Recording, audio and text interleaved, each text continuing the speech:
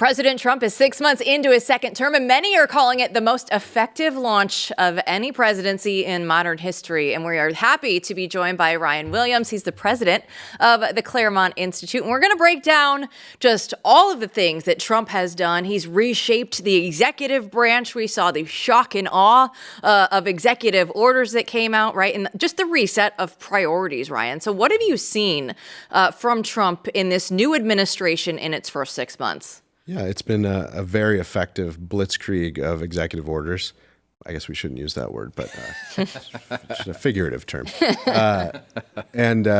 You mentioned the first few months, but for those paying attention, there's a new one at least every week commenting on some new issues. That's been great. You know, Trump has also experienced some holdover from his first administration and his judicial appointments. The Supreme Court has been pretty effective and friendly to the administration, especially on the issues that are important, like getting control of the executive branch. I mean, the immigration issue, I think he's defied even his critics underestimated the extent to which he would shut down the border immediately. It's defied expectations. It's pretty much been closed effectively, partly through folks' fear of getting deported and scooped up, but also a kind of record number out of the Justice Department, I think this morning, of prosecutions in recent memory of illegal border crossings. And then on trade, of course, he defied the experts with the GDP numbers that dropped today after everyone predicted a recession due to tariffs. He's used it to effectuate some wonderful negotiations abroad, and they'll continue. And then we should mention, too, it's what his critics call it, but it's a good term, the war on higher ed, especially in the sense of the war on the ideological capture of higher ed and its nasty slide into anti-Semitism and woke madness. So on most fronts, there's not much to complain about. When you think about the big picture, to actually reform the administrative state, which no Republican president has been able to do post World War II. So we have a long way to go, obviously, and we can't put that on Trump in the first 6 months. But how hopeful are you of the future, of the momentum that he has now, and what are the big obstacles you see coming up? The big obstacle will be Congress, which has been the obstacle to this for decades. So the executive action's been great. The Supreme Court seems primed. It hasn't quite done it yet, but it has signaled that it's willing to overturn a nearly 100-year-old precedent that stood in the way of presidents getting control of the administrative state, case from 1935. So that would be wonderful. On deregulation as well, especially in its intersection with the bureaucracy and the bureaucracy's control over half the lawmaking in the country, basically, wresting that back from the administrative state, either into Congress or under presidential control through personnel, are huge priorities. But to really make a lasting reform of the administrative state and to reconstitutionalize it, to tie it again to the control of the people through their elections and through their elected representatives, Congress has to get involved. And that's a tall order. So let's talk about that for a minute, because I've been thinking about this a lot lately. I hate just dooming on Congress, which is so hard not to do because they're so terrible and have been for so long, and we've studied this, and you know it well. So what is the path there? There has to be a path there. And the one hope that I've seen is, when Trump starts to berate them, they do things and confirm people that, we would have thought impossible a year ago. So that's hopeful. Is that the path forward? What does it look like? Yeah, through his election and then re-election after a little hiatus, he's the dominant force in the party. He's amassed a coalition that the rest of the Republican Party, especially elected members, are scared of. Mm-hmm. So to use that leverage to try to solidify and cement reforms of the administrative state will be the challenge. And I think they'll probably, they're laser focused, as they should be, on making it through the midterms and defying political gravity and holding the House and maybe even expanding their majority. I think the time to really reform would be after that. It's very hard to do with a razor-thin majority. And I'll jump on the bandwagon of not dooming on Congress. It's not their fault. No one has really legislated or appropriated in decades. So these are new muscles that need regrowing.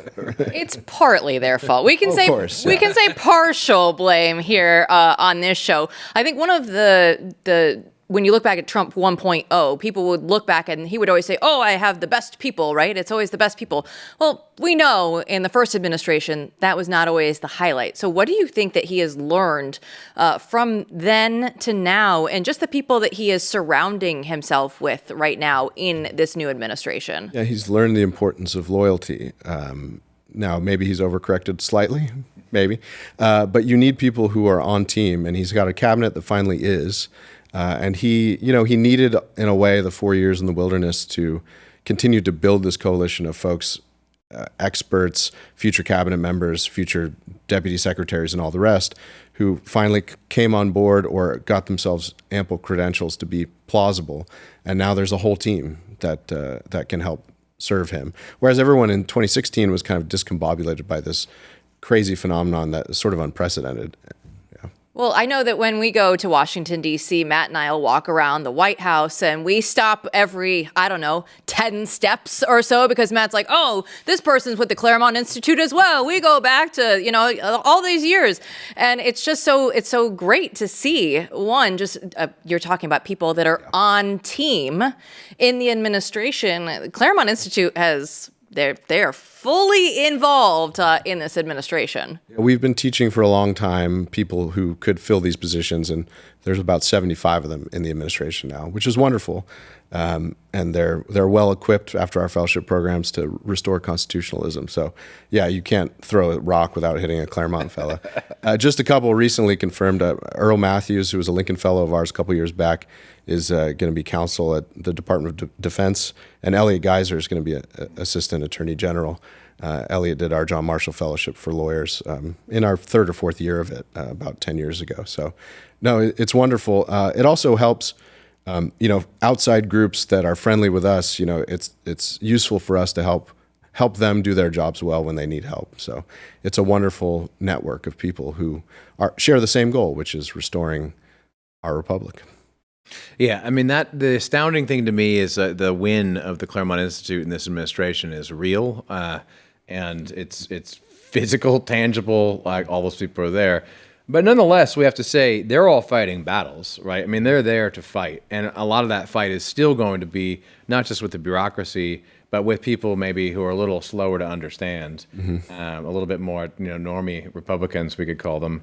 And I sense that network of people is greater than Claremont when we go there, but Claremont is certainly at the heart of it. And what you see is a lot of younger staffers or mid-level staffers who are trying to connect, right, and with other people who sort of get it. Does it strike you that way? I mean, so far it's almost been like, to me, this time around, there's people who totally understand, have internalized the maga agenda, and then there's some other people who, maybe they're just like out for themselves or, normal human nature, or who don't quite get it. But that's totally different than last time when it was only a handful of people. Right. Yeah. A critical mass is a helpful thing.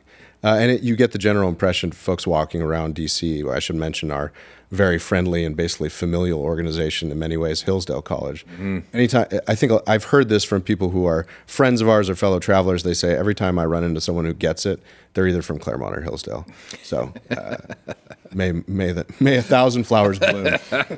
I loved it on, last Friday, Glenn Elmers was here on the show, and I felt like I could charge and take the hill after listening to Glenn talk, because he's like, we need to go through and we need to take every single day that we have, because we only have 3.5 years left of this, and you have to be pushing forward every single day.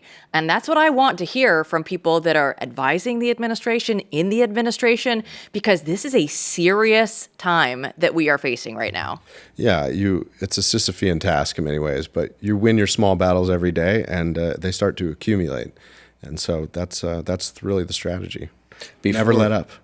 And before Glenn, we had a man named RJ Pestrito who came on, who you know well, to talk about that very court case and how to actually roll back the administrative state. He seemed rather hopeful as well, and it sounds like you are too, about the Supreme Court potentially reversing a very bad precedent and allowing the president to actually fire people. Yeah, the modern administrative state really was born with that court case in 1935. So it's not that old, but it's not young either. And so that would be a sea change. And people who study administrative law like RJ have seen a lot of signs that the court's just waiting for the right case.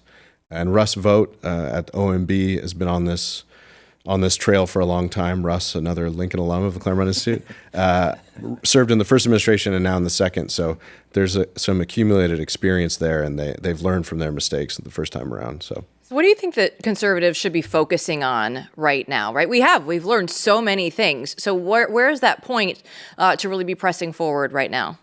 Laying the groundwork at the very least, if you can't get it done in Congress, to start persuading everyone that that is where the real action is. If you want to really make America great again, especially as we lead up to the 250th anniversary of the Declaration of Independence, you have to get Congress to start to solidify and make permanent some of these changes. They've taken a few steps in that direction, but that's really where you'll enact exacting change and put up a firewall against the next Democratic administration coming in and sweeping it all away. Speaking of the 250th anniversary, that's near and dear to the Claremont Institute's heart, obviously. Yeah. Do you guys have anything planned? What? Yeah, there's a big spring conference in the works, maybe working with the White House. We'll see. Just to present, given our strengths and our teaching over the years, our real value add is to convince everyone, even on the center and the left, or really the center and the center right, that these aggressive moves on the administrative state and the control of the bureaucracy is not some sort of monarchical coup. It's not unprecedented. It's really as American as apple pie. And to get back to it is really to restore control of the government to the people. And so in that sense, we've been living under this modern way of doing government for a century. So it's shocking to a lot of people to overturn it, and they doom and gloom and all the rest. But it should be a positive case that we're returning to something great. And that's, I hope, what America 250 will do. Well, I'm looking forward myself to the Lincoln Fellowship coming up and the Marshall Fellowship. I'll be out there reporting from those fellowships, interviewing a few people from the Claremont Institute Fellowships, and we'll be happy to bring that to everyone out there. Yeah, Ryan, if people want to learn more about the Claremont Institute, where should they go? www.claremont.org. They keep it simple. They're smart people, but they make it all so simple because that's the smart thing to do. Ryan Williams, thanks so much. Thanks, y'all. Don't go anywhere. We'll be back with your replies right after this.